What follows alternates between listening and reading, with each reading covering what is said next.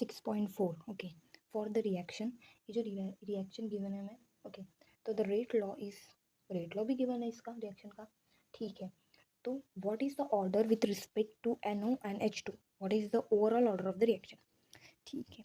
देखो पहले हमें गिवन क्या दिया है, गिवन दिया है रेट लॉ।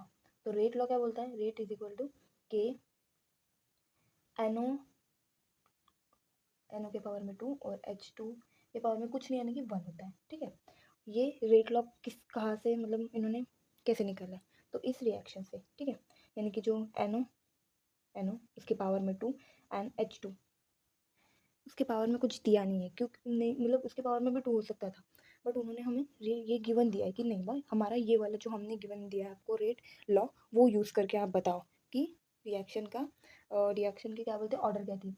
तो देखो ऑर्डर क्या होती है, ऑर्डर पहले तो ऑर्डर यानी कि जो भी ये देखो ये इसके जो पावर में होता है वो ऑर्डर होती है, यानी कि इसको कैसे लिख सकते हैं स्टैंडर्ड फॉर्म में, ए के पावर में x और ये बी के पावर में y। तो ये x और y जो होती है ना वो ऑर्डर होती है। तो हमने पहले क्या बोला है, हमने ऑर्डर फाइंड करो, किसकी ऑर्डर तो फाइंड करो बोला है, बट पहले क्या बोला है एन जो NO की ऑर्डर फाइंड करो बोला है। तो NO की ऑर्डर क्या है, NO की ऑर्डर है 2, क्योंकि NO का जो पावर है वो क्या 2 है, ठीक है। और आफ्टर दैट उन्होंने और क्या बोला है कि H2 की ऑर्डर बताओ, H2 की ऑर्डर उन्होंने जो रेट लॉ दिया है उसके हिसाब से क्या दिए 1, ठीक है।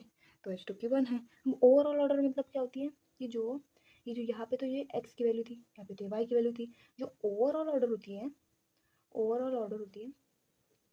वो क्या होती है x प्लस वाई, यानी कि 2 + 1, यानी कि ओवरऑल ऑर्डर क्या होगी 3। सिंपल, बस इतना ही करना था।